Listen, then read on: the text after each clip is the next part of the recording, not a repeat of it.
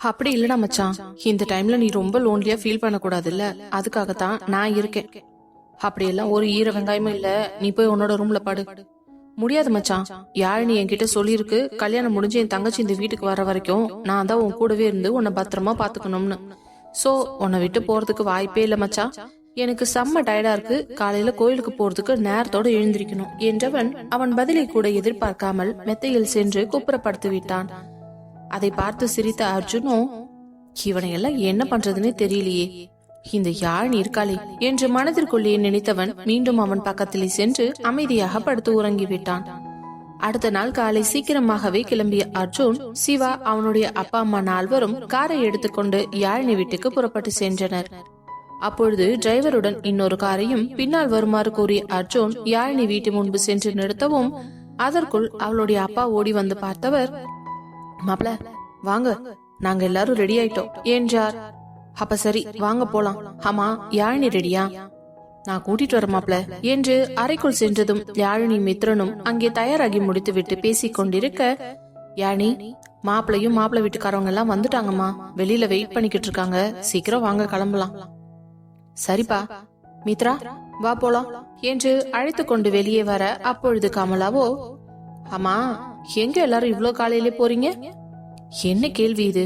இன்னைக்கு தானே குலதெய்வம் கோயிலுக்கு போய் பத்திரிக்கை வச்சு படைக்கணும்னு மாப்பிள்ள சொன்னாரு, அதான் எல்லாரும் கிளம்பிக்கிட்டு இருக்கோம். உன்கிட்ட கூட நைட் சொன்னே, நீ கூட போலாம்னு சொன்ன, இப்ப வந்து இப்படி கேக்குற?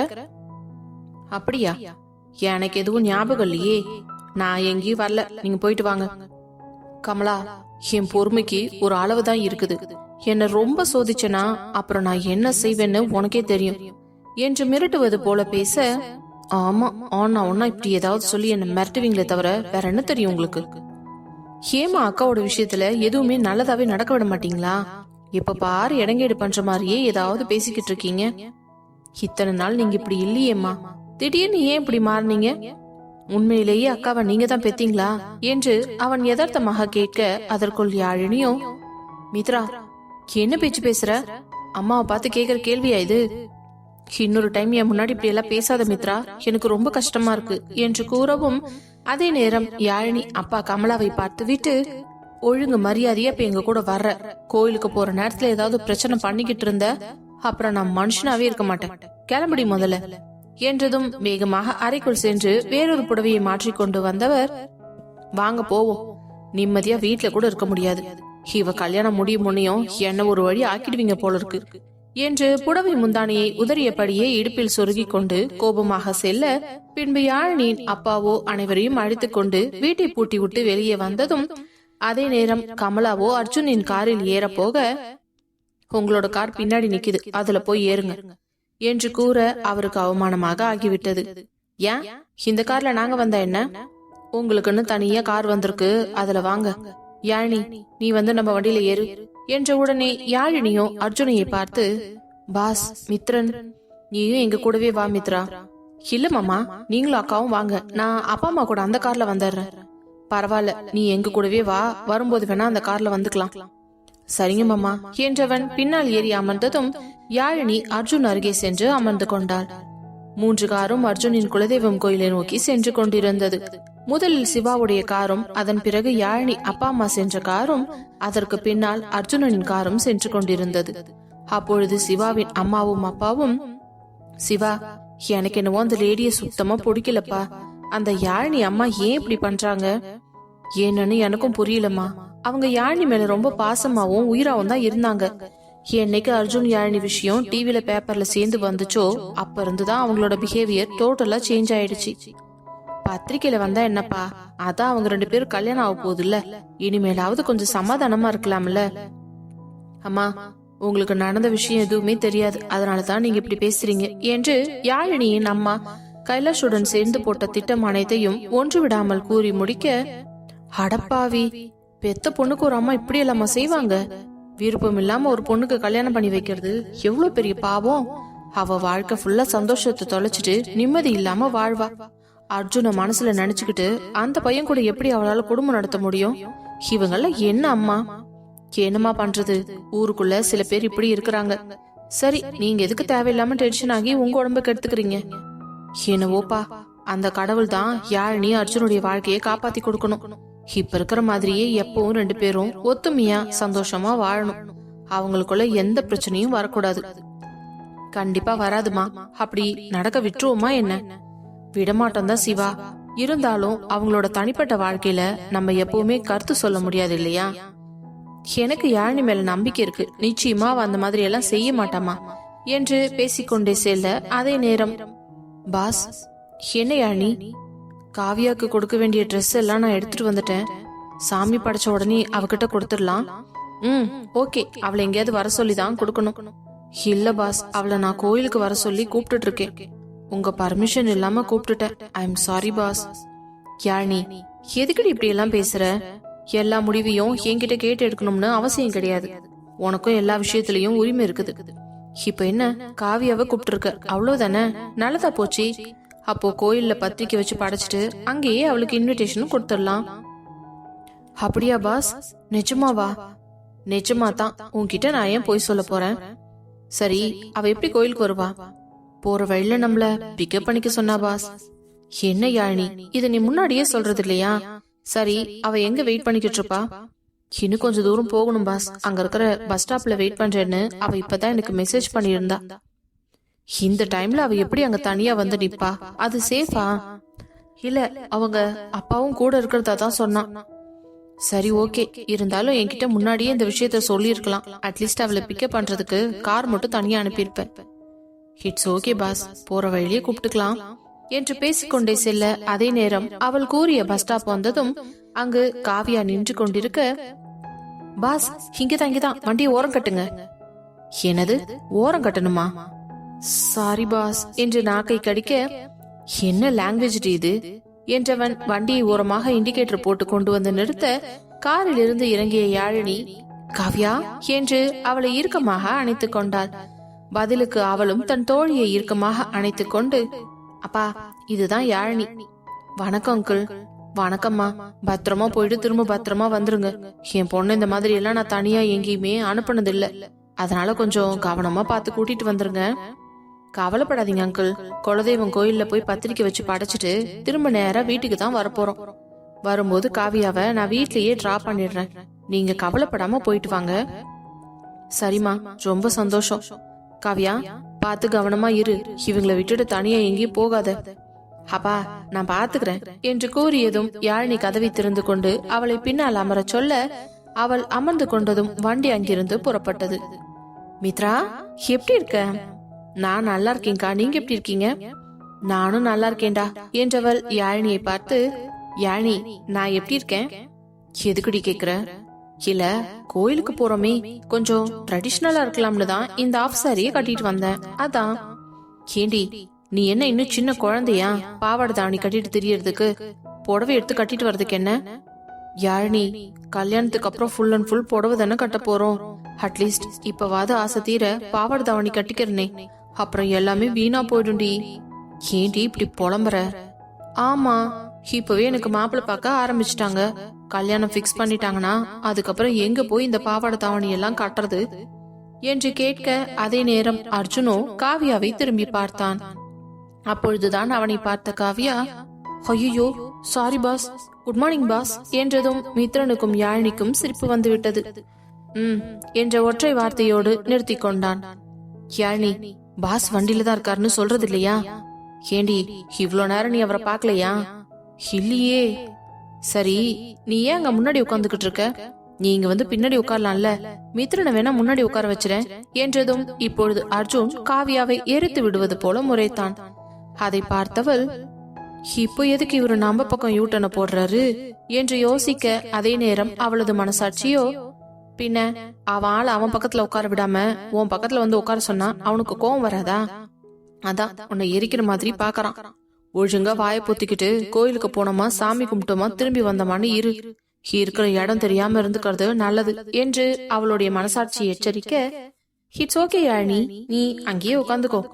எனக்கு என்ன, நான் மித்ரன் கூட ஜாலியா பேசிட்டு வரேன் என்று கூற அதே நேரம் சிவாவிடமிருந்து அர்ஜுனுக்கு போன் வந்தது. அதை ஆன் செய்து பேசியவன், சொல்லுடா, என்ன விஷயம்? இல்லடா, பின்னாடி வந்துட்டு இருந்த உங்க காரை காணோம். எங்கேயாவது ஸ்டாப் பண்ணிருக்கீங்களா? ஆமாண்டா, இங்க காவியாவை பஸ் ஸ்டாப்ல இருந்து பிக்கப் பண்ணிட்டு வரோம், அதனாலதான் கொஞ்சம் லேட் ஆயிடுச்சு. நாங்க பின்னாடியே தான் வந்துகிட்டு இருக்கோம். கோவில் உனக்கு தெரியும்ல, நீ ஸ்ட்ரைட்டா கோயிலுக்கு போயிடு என்றதும் ஏனோ சிவாவின் மனதுக்குள் ஒரு பட்டாம்பூச்சி பறந்தது. இன்று காவியாவும் அவர்களுடன் வருகிறாள் என்று தெரிந்தவுடன் அவன் இதழ் ஓரம் லேசான புன்னகை மலர, சரிடா மச்சான், நான் அதை கேட்கதான் போன் பண்ண வச்சிடுறேன் என்று போனை கட் செய்து விட்டு சந்தோஷமாக பாட்டை போட்டு ஸ்டீரிங்கில் தாளம் போட்டுக்கொண்டே காரை ஓட்டி கொண்டிருந்த தங்களது மகனை பார்த்த பெற்றவர்களுக்கு ஒன்றுமே புரியவில்லை. டேய் சிவா, என்னம்மா, என்னடாச்சு திடீர்னு? ஒன்னும் ஆகலையே, ஏன் இவ்ளோ நேரம் அமைதியா வந்த, இப்ப ரொம்ப சந்தோஷமா இருக்க மாதிரி பாட்டை போட்டு தாளம் போட்டுக்கிட்டு வர்ற, என்ன விஷயம்? அப்படியெல்லாம் எதுவும் இல்லம்மா. என்னவோ போ, வர வர உன் போக்கே சரி கிடையாது என்று அவர் கூறவும் அவனும் மனதுக்குள்ளேயே, இன்னைக்கு நம்மளோட ஆளு வரா, கொஞ்ச நேரம் அவ கூட பேசி பழகிறதுக்கு டைம் கிடைச்சிருக்கு, இந்த சான்ஸ மிஸ் பண்ணிடாத சிவா. அவ மனசுக்குள்ள என்ன இருக்குதுன்றத கண்டிப்பா இன்னைக்கு கண்டுபிடிச்சே ஆகணும் என்று யோசித்தவன் நேராக கோவிலுக்கு சென்று வண்டியை நிறுத்த, பின்னாலே டிரைவருடன் வந்த வண்டியும் அதற்கு பிறகு அர்ஜுனுடைய காரும் வந்து அங்கே நிற்க, ஆல்ரெடி ஏற்கனவே போன் செய்து பூசாரியிடம் விஷயத்தை சொல்லி இருந்ததனால் பூஜைக்கு தேவையான அனைத்து ஏற்பாடுகளையும் அவர் முன்னாடியே செய்து வைத்திருந்தார். சரியாக அவர்கள் வந்து சேரும் நேரம் நன்றாக பளபளவென்று விடிந்து விட்டது. நல்ல நேரத்துல தான் வந்திருக்கீங்க, வாங்க பூஜை ஆரம்பிச்சிடலாமா என்று கேட்க, அதே நேரம் சிவாவின் அம்மாவோ, பூசாரி, சாமிக்கு முதல்ல அபிஷேகம் பண்ணி எல்லாம் ரெடி பண்ணிடுங்க, அதுக்கப்புறம் பூஜையை போட்டு பத்திரிக்கை வச்சு படைச்சிடலாம். அப்படியே பண்ணிடலாமா என்றதும் அர்ஜுன் யாழினியின் கையை பிடித்து அழைத்து வர, அவர்கள் பின்னாலேயே வந்த காவியாவோ மித்ரனுடன் பேசிக்கொண்டே வந்தாள். அப்பொழுது பூஜைக்கான ஏற்பாடெல்லாம் செய்ய சொல்லிவிட்டு அர்ஜுன் அருகே வந்த சிவாவோ, மச்சான், சாமிக்கு அபிஷேகம் பண்ண சொல்லியிருக்கோம், பூசாரி அதெல்லாம் ரெடி பண்ணிக்கிட்டு இருக்காரு, அதெல்லாம் முடிஞ்சதுக்கு அப்புறமா நம்ம பூஜை போடலாம், அது வரைக்கும் இங்க கொஞ்ச நேரம் வெயிட் பண்ணலாமா? இல்லடா, நான் யாழினியை கூட்டிட்டு அப்படியே கோயில ஃபுல்லா போய் சுத்தி பார்த்துட்டு வரேன், அது வரைக்கும் நீ மத்த ஏற்பாடெல்லாம் பாத்துக்கோ என்றவன் யாழினியை பார்த்து, போலாமா யாழினி? போலாம் பாஸ் என்றதும் அவள் கையை பிடித்து அழைத்து கொண்டு செல்ல, சிவாவோ, என்னடா இவன் வந்த உடனே இவன் ஆளை மட்டும் கரெக்ட் பண்ணிட்டு கிளம்பிட்டான் என்று புலம்பிக் கொண்டிருக்கும் போதே அவர்கள் பின்னாலேயே செல்ல இருந்த காவியாவை கை நீட்டி தடுத்து நிறுத்தினான். திடீரென்று அவன் அப்படி கையை நீட்டவும் அவள் பதட்டத்தில் பின்னால் நகரப் போக கொஞ்சம் தடுமாறினாள். ஹலோ, பாத்து, எங்கேயாவது கீழே விழுந்து கைய கால உடச்சுக்க போற. என்ன, எப்ப பார்த்தாலும் என்கிட்ட பிரச்சனை பண்றதுக்குனே உன்னை பெத்து விட்டு இருக்காங்களா உங்க அப்பா அம்மா? அதோ அங்கதான் இருக்காங்க, வேணும்னா நீ போய் கேட்டுட்டு வா. சே, உன்கிட்ட பேசுறதே வேஸ்ட் என்று மீண்டும் நகர செல்ல, ஏய், உன்கிட்ட தானே பேசிக்கிட்டு இருக்கேன், உனக்கு கொஞ்சமாச்சும் அறிவு இருக்கா? என்ன? ஆமா, அவங்க 2 பேரும் தனியா போய் கொஞ்ச நேரம் பேசிட்டு வர போறாங்க, நீ எதுக்கு கூடவே நந்தி மாதிரி போற? என்ன, நான் அந்த மாதிரியா போறேன்? இது கூட உனக்கு புரியலையா? அப்போ இப்ப நான் என்னதான் பண்றது என்றதும் உடனே அவனும், நானும் ஃப்ரீயா தான் இருக்கேன், வரியா, நம்ம 2 பேரும் போய் பேசிட்டு வரலாம். சி, அதுக்கு வேற யாரையாவது பார், அந்த மாதிரி பொண்ணு நான் கிடையாது என்று முகத்தை திருப்பிக் கொண்டு வேறு பக்கமாக சென்றாள். அதை பார்த்தவனுக்கு சிரிப்புதான் வந்தது. ஆனாலும் இன்னைக்கு பாவாடை தாவணியில சும்மா கும்முன்னு இருக்கிறாளே. ஜெய், அறிவு கட்டவனே, நீ இருக்கிறது கோவில், அது உனக்கு ஞாபகத்துல இருக்குதா இல்லையா என்று அவன் மனசாட்சி கேள்வி கேட்க, ஐயோ சாமி, என்ன மன்னிச்சிடு, தயவு செஞ்சு என் கண்ணை குத்திராத, நான் தெரியாம சைட் அடிச்சிட்டேன் என்று நினைத்து கொண்டானே தவிர அவளிடமிருந்து தன் பார்வையை நகர்த்தவே இல்லை. அதே நேரம் கமலா, யாழினியின் தம்பி, அப்பா அனைவரும் ஒரு இடத்தில் அமர்ந்து கொள்ள, காவியாவோ அந்த கோவிலை சுற்றி பார்ப்பதற்காக வலம் வந்து கொண்டிருந்தாள். சிவாவோ அவன் அப்பா அம்மாவை அழைத்து கொண்டு கமலாவின் அருகே அமர வைத்துவிட்டு, அம்மா, அபிஷேகம் முடிஞ்சதுன்னா எனக்கு போன் பண்ணுங்க. நீ எங்கடா போற? இங்கதாம்மா, கோயில சும்மா அப்படியே சுத்தி பார்த்துட்டு வந்துடுறேன். சரிப்போ என்று கூற இப்பொழுது வேகமாக காவியா சென்ற திசையில் பின்னாலேயே சென்றான். எங்க போனா இவ? இந்த பக்கம் தானே போனா என்று தேடிக்கொண்டே சென்றான். அதே நேரம் அர்ஜுனோ, யாழினி, இந்த கோயில் உனக்கு பிடிச்சிருக்கா?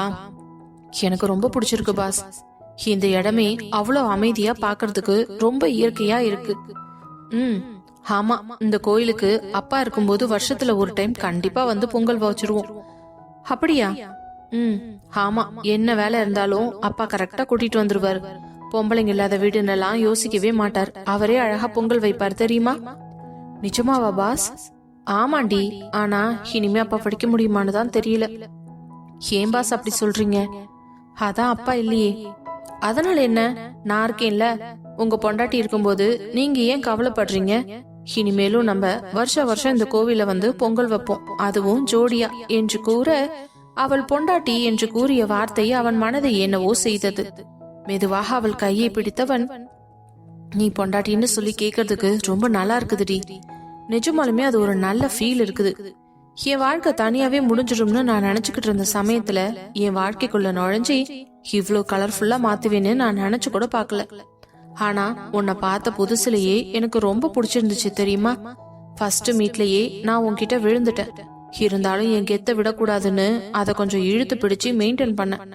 ஆனா அதையும் மீறி உன்கிட்ட நான் எப்ப ஸ்லிப் ஆனேன் தெரியுமா? எப்போ பாஸ்? ஃபர்ஸ்ட் நீ அன்னைக்கு ஒரு நாள் ஸ்கை ப்ளூ கலர் சாரி கட்டிட்டு வந்த ஞாபகம் இருக்கா? ஆமாம் பாஸ். அப்போ நான் கூட கபோர்ட்ல மேல இருக்க ஃபைல் எடுக்க சொன்ன போது நீ ஸ்டூல் மேல ஏறி எடுத்துட்டு இருந்தியே.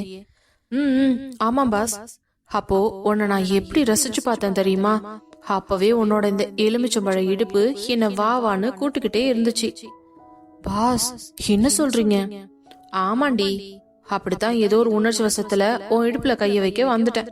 அதுக்குள்ள நீ பதறி கீழே விழ போய் என்னென்னவோ ஆயிடுச்சு. என்னவோ தெரியல, அதுக்கப்புறம் உன்னை விட்டு என்னால விலகவே முடியல. நீ என் பக்கத்துல வந்தாலே என்னோட ஹார்ட் பீட் எல்லாம் தாறுமாறா துடிக்க ஆரம்பிச்சது. ஏனோ இவதான் உனக்கானவன்னு என் மனசு திரும்ப திரும்ப அழுத்தமா சொன்னுச்சு. ஆனாலும் என்னோட ஈகோ என்னை தடுத்துச்சு. உன்கிட்ட வந்து சொல்ல முடியாம அவஸ்தைப்பட்டு கடைசியா ஒரு வழியா நான் என் காதல சொல்லவும் செஞ்சுட்டேன். இப்போ நம்ம 2 பேருக்கும் கல்யாணம் ஆக போகுது. இனி நம்ம வாழ போற வாழ்க்கையில ஒவ்வொரு நொடியும் சந்தோஷமா ரசிச்சு ரசிச்சு வாழணும், சரியா? எனக்கு இதெல்லாம் கேட்கும் போதே ரொம்ப சந்தோஷமா இருக்கு பாஸ். உங்க மனசுக்குள்ள நான் இந்த அளவுக்கு பதிஞ்சிருக்கேன்னு நினைக்கும் போதே எனக்கு ரொம்ப பெருமையா இருக்கு. எங்க என்னோட காதல் ஒருத்தல காதலியாவோ முடிஞ்சிருமோன்னு நான் ரொம்பவே பயந்துகிட்டு இருந்தேன். ஆனா இப்போ அந்த காதல் கைகூடி கல்யாணத்துல வந்து முடிய போகுது. ஆமாண்டி, இப்போவும் நமக்கு எப்படா கல்யாணம் ஆகும், எப்ப நீ நம்ம வீட்டுக்கு வருவேன்ற ஃபீலிங்காவே இருந்துகிட்டு இருக்கு என்றவன் பேசிக்கொண்டே அவளிடம் கொஞ்சம் நெருக்கமாக நெருங்கி வர, பாஸ் இது கோவில் என்று 2 அடி நகர்ந்தாள். ஓகே புரியுது, இருந்தாலும் உன்னை தொட்டு கூட பேசக்கூடாதா? அப்படி இல்ல, நீங்க ரொம்ப கிட்டத்துல வந்தீங்களா, யாராச்சும் பார்த்தா தப்பா பேசுவாங்க பாஸ். இட்ஸ் ஓகே பா, கொஞ்ச நேரம் அப்படி போய் உட்காரலாம். சரிங்க பாஸ் என்றதும் அவள் கையை பிடித்து அழைத்து கொண்டு அங்கிருந்த ஏரிக்கை ஓரமாக சென்று அமர்ந்து அவளுடன் மனம் விட்டு பேசிக் கொண்டிருந்தான். அதே நேரம் காவியாவை தேடிக்கொண்டு வந்த சிவாவோ அவளை எங்கும் காணாமல் யோசனையுடன் திரிந்து கொண்டிருக்க, அவளோ ஒரு இடத்தில் நின்று எதையோ வேடிக்கை பார்த்து கொண்டிருந்தாள். மெதுமெதுவாக அவள் அருகே நெருங்கி செல்ல ஏனோ அவனுடைய இதயம் எல்லாம் ஏடாகுடமாக துடிக்க ஆரம்பித்தது. அவளின் பின்னழகிலேயே சொக்கி போனவன் மெதுவாக அவள் அருகே சென்று நிற்க, அவனுடைய மூச்சு காற்று அவளுடைய பின்னங்கழுத்தில் உரசியதும் அதில் பதறி போய் திரும்பியவள் அவன் அவ்வளவு நெருக்கத்தில் நிற்கவும் கொஞ்சம் தடுமாறித்தான் போனாள். தடுமாற்றத்தோடு கீழே விழ போனவளை இடையோடு சேர்த்து தாங்கி பிடித்தவன், பார்த்து நிக்க மாட்டியா? விடுங்க விடுங்க என்ன என்று வேகமாக அவனிடமிருந்து நகர பார்க்க, என்னடி இப்ப நான் என்ன பண்ணேன்னு இப்படி கத்துற? எதுக்கு நீங்க இவ்வளவு பக்கத்துல வந்து நிக்கிறீங்க? நான் பயந்துட்டேன் தெரியுமா? ஒரு நிமிஷம் எனக்கு உயிரே இல்ல. உன்ன என்ன கடிச்சு திங்கவா போறேன்? ரொம்ப நேரமா எதையோ பாத்துக்கிட்டு இருந்தியே, சரி என்ன பாத்துட்டு இருக்கன்னு தான் வந்து பார்த்தேன். அதுக்கு என்னவோ பெருசா திட்டுற? ஆமா, இப்போ எதுக்கு நீங்க என் பின்னாடி வந்தீங்க? உங்களுக்கு வேற வேலையே இல்லையா? என் பின்னாடி வர்றதுதான் உங்களோட வேலையா? போங்க பாஸ், போய் ஏதாச்சும் கோயில்ல வேலை இருந்தா பாருங்க என்று கோபமாக பேசிவிட்டு அங்கிருந்து எட்டை செல்ல நினைத்தவளின் கையை பிடித்து இழுத்தவன், என்னடி நானும் பாத்துக்கிட்டே இருக்கேன், ரொம்ப திமிராவே பேசிக்கிட்டு இருக்க. என்கிட்ட இந்த மாதிரி இன்னொரு டைம் பேசுற வேலையெல்லாம் வச்சுக்காத. பேசுனா என்ன பண்ணுவீங்க? ஃபர்ஸ்ட் இப்படி என் கையை பிடிக்கிறத நிறுத்துங்க. உங்களுக்கு என்ன உரிமை இருக்குது என் கையை பிடிக்கிறதுக்கு? யாராச்சும் பார்த்தாங்கன்னா என்னதானே தப்பா பேசுவாங்க. என்ன தப்பா பேசுவாங்க? ஒரு வயசு பொண்ணு கையை இழுத்து பிடிச்சிட்டு இருக்கீங்களே, பாக்குறவங்களுக்கு அது கண்ணுக்கு அது முக்கையெல்லாம் வச்சு பேசிட்டாங்கன்னா நாளை பின்ன எனக்கு எப்படி கல்யாணம் நடக்கும்? என் கல்யாணமே கேள்விக்குறியாகணுமா? என்னை கட்டிக்க போறவனுக்கு நாளைக்கு இந்த விஷயம் தெரிஞ்சுச்சுன்னா அவன் என்ன சந்தேகமா பார்க்க மாட்டானா என்றதும், இங்க பாரு காவியா, இதுக்கு மேல ஒரு வார்த்தை கூட பேசாத. இப்ப எதுக்கு நீ கண்டவனை பத்தி எல்லாம் பேசிக்கிட்டு இருக்க? எது கண்டவனை பத்தி பேசுறனா? ஹலோ, நான் என்ன கட்டிக்க போற மாப்பிள்ளை பத்தி தான் பேசிக்கிட்டு இருக்கேன். அப்படியெல்லாம் உன்னை யாரும் அவ்வளவு சீக்கிரம் கட்டிக்கிட்டு போயிட மாட்டாங்க. யார் சொன்னது? எனக்கு இப்பவே எங்க வீட்டுல மாப்பிள்ளை பார்க்க ஆரம்பிச்சிட்டாங்க. ஒரு நல்ல பையனா பார்த்து கூடிய சீக்கிரமே கல்யாணம் பண்ணி வைக்கத்தான் போறாங்க. அவனுக்கு நான் உண்மையா இருக்க வேண்டாமா? இப்படியெல்லாம் இன்னொரு டைம் என்கிட்ட நடந்துக்காதீங்க என்று கூறிவிட்டு அவள் வேகமாக அங்கிருந்து அவன் கையை உதறி சென்று விட்டாள். ஏனோ அவள் கூறிய வார்த்தையை கேட்டதிலிருந்து அவன் இதயத்தில் ஈட்டியை எடுத்து குத்தியதை போல சுருக்கு சுருக்கென்று வலித்தது. என்ன இவ இப்படி பேசிட்டு போறா? அப்படி வேற யாரையாவது கல்யாணம் பண்ணிடுவாளா என்று நினைத்து கொண்டிருக்க அவனுடைய மனசாட்சியோ, ஏண்டா பின்ன காலம் ஃபுல்லா கல்யாணம் ஆகாம அவையாராவா இருக்க போறா? ஒரு வயசு பொண்ணுக்கு கல்யாண வயசு வந்தா கட்டிக்கிட்டு போக வேண்டியதுதான். இதுல உனக்கு என்ன பிரச்சனை?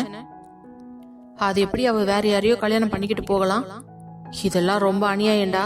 அதுக்குன்னு உன்னைய கட்டிக்குவா முடியும்? ஏன், எனக்கு என்ன குறைச்சல்? நானும் டாக்டர் தான், பாக்க அழகாத்தான் இருக்கேன். இதுக்கு மேல என்ன பிரச்சனை? அது மட்டும் இல்ல, நான் ரொம்ப நல்ல பையன். யாரு, நீயா? சொன்னாங்க. இங்க பாரு, ஏன் உனக்கு என்ன பத்தி தெரியாதா? என்கிட்ட ஏதாவது கெட்ட பழக்கம் இருக்கா? பொண்ணுங்க வந்தாலே 10 அடி தள்ளி நிக்கிற ஆளு நானு. ஆனா எதுக்கு இவ பின்னாடி இப்படி தொங்கிட்டு திரியறன்னு தான் இப்ப வரைக்கும் புரியல. டேய், என்னடா புதுசு புதுசா கதையெல்லாம் சொல்ற? எந்த பொண்ணாவது உன்னை இது வரைக்கும் தலை நிமிந்து பாத்துருக்கா? நீ என்னவோ பொண்ணுங்களை அவாய்ட் பண்ண மாதிரி பேசிக்கிட்டு இருக்க. சரி விடு, அதுக்காக இவ்வளவு ஓப்பனாவா சொல்லுவாங்க? ஆமா, எதுக்கு இந்த காவிய விஷயத்துல நீ இவ்ளோ தடுமாடுற? அதெல்லாம் உனக்கு எதுக்கு? நான் உன் மனசாட்சி, என்கிட்ட நீ சொல்லித்தான் ஆகணும். எனக்கு அவளை பிடிச்சிருக்கு. என்ன பிடிச்சிருக்குதுன்னா லவ் பண்றியா? ஏன், நாங்கெல்லாம் லவ் பண்ண கூடாதா? அப்படி இல்ல, இந்த விஷயத்த அந்த பொண்ணு கிட்ட சொல்லிட்டியா? எங்க சொல்றது? நான் வந்தாலே 1/2 கிலோமீட்டருக்கு அந்த பக்கம் ஓடிடுறா. அப்புறம் எப்படிதான் சொல்றது? இப்படியே நீ காலம் தாழ்த்திக்கிட்டே இருந்தனா மகனை வேற எவனாவது வந்து பட்டா போட்டு கொட்டா போட்டுட்டு போயிடுவான். என்ன? ஆமா, வேற யாராவது மாப்பிள்ள பையன் வந்து நிச்சயம் பண்ணி கல்யாணம் பண்ணிட்டு போயிடுவான். அதுக்கப்புறம் இதே மாதிரியே நீ தனியா நின்னு புலம்பிக்கிட்டு இருக்க வேண்டியதுதான். இல்ல, அப்படியெல்லாம் அவளை யாரும் கல்யாணம் பண்ணிட்டு போறதுக்கு நான் அலோவ் பண்ண மாட்டேன். என்னைக்கா இருந்தாலும் காவியா எனக்கு தான், எனக்கு மட்டும்தான். இப்படின்னு நீ மட்டும் சொல்லிக்கிட்டு இருந்தா பத்தாது. அவகிட்டயும் போய் உன் மனசுல இருக்கிறத சொல்லு. இந்த கோயில இருந்து கிளம்புறதுக்குள்ள உன்னோட காதல அவகிட்ட சொல்லிடு. அதுக்கப்புறம் அவ ஏத்துக்கிறதும் ஏத்துக்காததும் அவளோட இஷ்டம். நிச்சயமா நான் சொல்லதான் போறேன். அவ கண்டிப்பா ஏத்துப்பா, ஏத்துக்கணும் என்றவன் அங்கிருந்து வேகமாக வேட்டியை மடித்து கட்டி கொண்டு கோவிலுக்குள் நுழைந்தான். அதே நேரம் பூசாரியோ, அம்மா அபிஷேகம் எல்லாம் முடிஞ்சதுமா, நீங்க வந்தீங்கன்னா பத்திரிக்கை வச்சு பூஜை பண்ணிடலாம். டேய் சிவா, எங்கடா போன? அர்ஜுனுக்கு போன் பண்ணி சீக்கிரம் வர சொல்லு. சரிமா என்றவன் போனை எடுக்க போக அப்பொழுது அர்ஜுனும் யாழினியும் அங்கு வந்து சேர்ந்தனர். இதோ வந்துட்டாமா. அர்ஜுன், பூஜையை ஸ்டார்ட் பண்ணிடலாம். சரிங்க ஆண்டி என்று கூறிவிட்டு அவனும் யாழினியும் முன்னால் செல்ல, சிவாவோ காரில் இருந்த பத்திரிகையை எடுத்துக்கொண்டு வந்து பூசாரியின் கையில் கொடுத்தான். அவரும் அதை சாமியின் அருகில் கொண்டு சென்று வைத்துவிட்டு ஒரு பத்திரிகை எடுத்து சாமியின் காலடியில் வைத்தவர் அதன் மேல் பூவை போட்டு மஞ்சள் குங்குமம் வைத்துவிட்டு, எல்லாரும் பாத்துக்கோங்க, தீபாராதனை காட்ட போறேன் என்று கூறிவிட்டு சாமிக்கு தீபாராதனை காட்ட அனைவரும் திருப்தியாக சாமி கும்பிட்டு முடித்தனர். பிறகு ஆரத்தி கொண்டு வந்து காட்ட அர்ஜுனும் யாழினியும் ஒரே நேரத்தில் இருவரும் கண்களில் தொட்டு ஒற்றிக்கொண்டனர். இந்த குங்குமத்தை அந்த பொண்ணோட நெத்தியில வச்சு விடுங்க என்றதும் அதற்குள் கமலாவோ, இன்னும் கல்யாணமே ஆகல, எதுக்கு அதுக்குள்ள குங்குமம் வச்சு விட சொல்றீங்க? என்னம்மா, சாமி சன்னிதானத்துல வச்சு இப்படி பேசுறீங்க? ஒரு பொண்ணுக்கு குங்குமன்றது எவ்வளவு பெரிய விஷயம். அதுவும் கட்டிக்கு போற புருஷன் கையால கிடைக்கிறது இப்படி எல்லாம் தடுக்க கூடாது. அது மகா பாவம். இந்தாங்க தம்பி, நீங்களே வச்சு விடுங்க என்றதும் கமலாவை எரித்து விடுவது போல முறைத்தவன் தட்டில் இருந்த குங்குமத்தை எடுத்து யாழினியின் நெற்றியில் வைத்து விட்டு அவள் கண்களை மூடிவிட்டு லேசாக ஊதிவிட்டான். அதற்கு பிறகு அர்ஜுனுக்கு யாழினி திருநீர் எடுத்து பூசிவிட்டு அதே போல ஊதிவிட, அப்போது காவியாவோ, அடடடடா, ஆரம்பிச்சிட்டீங்களா உங்க ரொமான்ஸ? ஏய், கோவில வச்சு என்னடி பேசுற? ஆமா, கோயில வச்சு நீ பண்றதெல்லாம் உனக்கு தெரியாது. நான் பேசுறது மட்டும்தான் உன் காதுக்கு கேக்கும்ல. இப்ப நான் என்ன பண்ணேன்? 2 பேரும் இவ்வளவு நேரம் என்னடி பண்ணிட்டு வந்தீங்க? அங்க ஏரிக்கரையில உட்காந்து பேசிக்கிட்டு தாண்டி இருந்தோம். பேசிக்கிட்டு இருந்தியா? அதுக்கா இவ்வளவு நேரம்? நீ இருக்கிற பாரு, வாய தோந்தாலே தப்பு தப்பதான் பேசுவ என்று கூற பின்பு அனைவரும் தீபாராதனையை கண்களில் எடுத்து ஒற்றிக்கொண்டனர். பிறகு பத்திரிகை எடுத்துக்கொண்டு வந்து கையில் கொடுத்தவர், சிறப்பா பூஜை முடிச்சாச்சு. பத்திரிகையும் சாமியோட காலடியில வச்சு படைச்சாச்சு. இனிமே நீங்க எல்லாரும் கொடுக்க ஆரம்பிச்சிருங்க. உங்க 2 பேரோட கல்யாணம் இந்த கடவுளோட ஆசீர்வாதத்துல எந்தவித தடையும் இல்லாம நல்லபடியா நடக்கும். கல்யாணம் முடிஞ்சதுக்கு அப்புறம் தம்பதி சகிதமா வந்து சாமி கும்பிட்டுட்டு போங்க தம்பி. சரி வரோம் என்றவன் பின்பு அவர்களை அழைத்து கொண்டு வேகமாக புறப்பட்டு செல்ல அதற்குள் அனைவருக்கும் பசி வந்து விட்டது. அப்பொழுது சிவாவோ, டேய் மச்சான், போற வழியில நம்ம ஒரு நல்ல ரெஸ்டாரண்டா பார்த்து காலையில டிஃபனை முடிச்சுட்டு போயிடலாம்டா, செம்ம பசி எடுக்குது. ஓகேடா மச்சான், ஏதாச்சும் ஹோட்டல் வந்தா நிறுத்து, நான் பின்னாடிதான் வந்துகிட்டு இருக்கேன் என்று கூறி போனை அணைத்து விட அதே நேரம் காவியாவோ, மித்ரா நல்ல வேலை, எங்க நமக்கு சாப்பாடு போடாம கூட்டிட்டு போயிடுவாங்களோன்னு நினைச்சு பயந்துட்டேன்டா. ஏங்கா அப்படி சொல்றீங்க? பின்ன யாழினி கூட போக போறேன்ற சந்தோஷத்துல காலையில இருந்து எதுவுமே சாப்பிடலடா. அப்பயே எங்க அம்மா ஒரு 5 நிமிஷம் இரு, காப்பி போட்டு தரேன், குடிச்சிட்டு போன்னு சொன்னாங்க. ஆனா நான் எங்க, இவ என்னை விட்டுட்டு போயிடுவாளங்கிற பயத்துல அறக்க புறக்க ஓடி வந்து நின்னுட்ட. கொலை பசிடா, வயிறு கப கபன்னுது. என்னோட சிறுகுடல பெருங்குடல் பிச்சு தின்னுகிட்டு இருக்குதுன்னா பாத்துக்கோயேன் என்றதும் அவனுக்கு சிரிப்பு வந்து விட்டது. அக்கா, நீங்க செம்ம காமெடியா பேசுறீங்க. எதே, நான் உசுர கொடுத்து என்னோட வருத்தத்தை சொல்லிக்கிட்டு இருக்கேன், அது உனக்கு காமெடியா தெரியுதா? எப்படி இந்த விஷயத்துல மட்டும் அக்காவும் தம்பி ஒரே மாதிரி இருக்கீங்க என்று கேட்டுக்கொண்டிருக்கும் பொழுதே சிவாவின் கார் ஒரு ரெஸ்டாரண்டின் முன்னால் நின்றதும் இவர்களும் அவர்கள் பின்னாடியே சென்று காரை நிறுத்திவிட்டு அந்த ஹோட்டலுக்குள் நுழைந்தனர். பின்பு யார் யாருக்கு என்னென்ன வேண்டும் என்று கேட்டு அனைவருக்கும் ஆர்டர் செய்துவிட்ட சிவா காவியாவின் எதிரில் வந்து அமர்ந்து கொண்டு அவளையே ரசித்துக் கொண்டிருந்தான். ஆனால் அவளோ அவனை கொஞ்சம் கூட கண்டு கொள்ளவில்லை. அதே நேரம் அர்ஜுனோ அவனுடைய பார்வையை யாழினியை விட்டு ஒரு நிமிடம் கூட எட்டே நகர்த்தவில்லை. ஏனென்றால் இன்று அந்த மஞ்சள் வண்ண புடவையில் அவள் பார்ப்பதற்கு ஒரு தேவதையைப் போலவே இருந்தாள். இவள் தன்னுடைய மனைவியாக போகிறாள் என்ற அந்த உரிமையிலேயே அவளை பார்த்து ரசித்துக் கொண்டிருந்தான். பின்பு அனைவருக்கும் டிஃபன் அவர்களது டேபிளில் கொண்டு வந்து வைக்கவும் அனைவரும் பசியில் சாப்பிடத் தொடங்க அப்பொழுது சிவாவோ, ஒரு வாரமா சாப்பிடலையா என்ன? எதுக்கு இவ்வளவு அவசரமா சாப்பிடுற? யாரும் புடுங்கிக்க மாட்டாங்க, பொறுமையா சாப்பிடு என்று காவியாவிடம் கூற, ஹலோ, முதல்ல நான் சாப்பிடறத பார்த்து இப்படி கண்ணி வைக்கிற வேலையை வச்சுக்காதீங்க. காலையில இருந்து கோல பட்னி, பசி உசுறு போது, சாப்பிடும் போது தொல்லை பண்ணிக்கிட்டு. நாங்கெல்லாம் மட்டும் என்ன விருந்து சாப்பிட்டா வந்துட்டு உட்காந்துட்டு இருக்கோம்? எல்லாரும் கொலை பசியில தானே இருக்கிறோம். இங்க பாருங்க, என்னாலலாம் பசி தாங்க முடியாது. கொஞ்ச நேரம் ஏதாவது சாப்பிடாம இருந்தா கூட என் உடம்பு ரொம்ப வீக்கா போயிடும். அதனால டைமுக்கு சாப்பிட்டு வளர்ந்துட்டேன். என்ன இப்படி எல்லாம் பட்னி போட்டா நான் என்ன பண்ண முடியும்? மணி இப்ப என்ன ஆகுது தெரியுமா? 10 மணி ஆக போகுது. ஒரு மனுஷிக்கு இவ்வளவு நேரம் பசி எடுக்காம இருக்குமா என்ன? சரி சரி, பேச்ச குறைச்சிட்டு சாப்பிடு. சாப்பிடும் போது இவ்வளவு பேச்சு பேசுறியே, பொறையிட்டு போகுது. அதெல்லாம் ஒண்ணாகாது என்று பேசிக்கொண்டே சாப்பிட்டு கொண்டிருக்க அதற்குள் அவளுக்கு பொறையேற வேகமாக அவள் தலையை தட்டி விட்டவன் தண்ணீர் எடுத்து அவள் வாய் அருகே கொண்டு செல்ல பதட்டத்தில் திருத்திருவென்று முடித்தவள், என்ன பண்ணிக்கிட்டு இருக்கீங்க? என்னடி உனக்கு பொறையடிச்சுன்னு தண்ணி தானே கொடுத்தேன்? அதெல்லாம் எனக்கு தெரியும், கொடுங்க என்று கிளாஸை வாங்கி கடகடவென்று தண்ணீரை குடித்து விட்டு மீண்டும் சாப்பிடத் தொடங்கினாள். இவர்கள் இருவருடைய செயலையும் சிவாவின் அம்மாவும் அப்பாவும் பார்த்து கொண்டுதான் இருந்தனர். ஏனோ காவியாவை முதல் முறையாக பார்த்த பொழுதே அவர்களுக்கு மிகவும் பிடித்துவிட்டது. அதுவும் இன்று பாவாடை தாவணியில் கட்டி சின்ன பெண் போல அங்கும் இங்கும் துருதுருவென்று ஓடிக்கொண்டிருந்தவளை தங்கள் மருமகளாகவே ஆக்கிக் கொள்ள வேண்டும் என்ற ஆசையும் எழுந்தது. அதற்கு தோதுவாக சிவாவும் காவியாவும் இவ்வளவு நெருக்கமாக பேசிக் கொண்டிருப்பது அவர்களுக்கு போதுமான அளவுக்கு திருப்தியாக இருந்தது. முதலில் அர்ஜுனின் திருமணம் முடியட்டும், பிறகு இதை பற்றி பேசிக் கொள்ளலாம் என்று சாப்பிட்டு முடித்துவிட்டு அனைவரும் வீட்டிற்கு புறப்பட்டு சென்றனர். யாழினியின் வீட்டின் முன்னால் வந்து காரை நிறுத்திய அர்ஜுன் அவர்களை இறக்கிவிட்டு, சரிடி, அப்போ நான் கிளம்புறேன். ஓகே பாஸ், எனக்கு அப்புறமா கால் பண்ணுங்க. கண்டிப்பா என்றவன் அங்கிருந்து புறப்படும் பொழுது, சிவா, அங்கிள் ஆண்டிய என் கூட நான் வீட்டுக்கு தானே போறேன், கூட்டிட்டு போய்க்கிறேன். ஏண்டா, நானும் வீட்டுக்கு தானே வரேன், நானே கூட்டிட்டு வரேனே. இல்ல, நீ காவியாவை வீட்டுல கொண்டு போய் பத்திரமா டிராப் பண்ணிடு. என்ன, நானா? ஆமாண்டா, அவளை எப்படி தனியா அனுப்புறது? நீயே கொண்டு போய் விட்டுட்டு வந்துரு என்றதும் காவியாவிற்கு தூக்கி வாரி போட்டது.